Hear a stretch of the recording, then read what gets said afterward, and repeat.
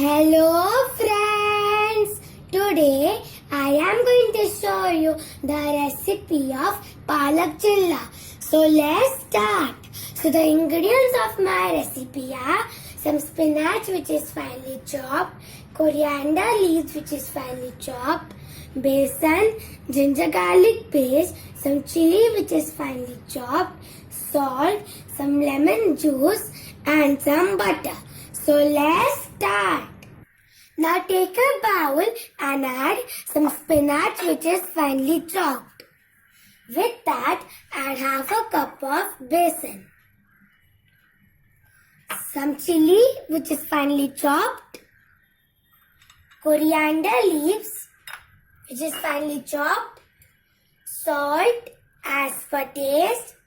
Ginger garlic paste 1 tablespoon and lemon juice 1 tablespoon. Mix them well and add water little by little to make a thick batter.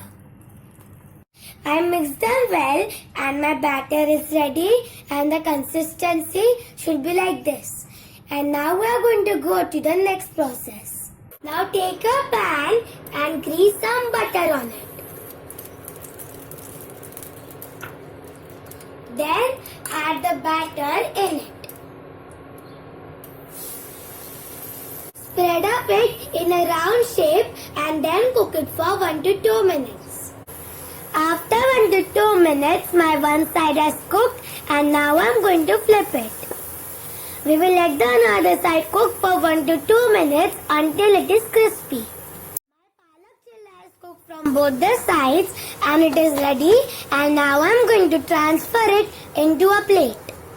I transfer the chilla into this plate. You can serve it with tomato sauce. So this is my delicious and tasty and healthy palak chilla recipe.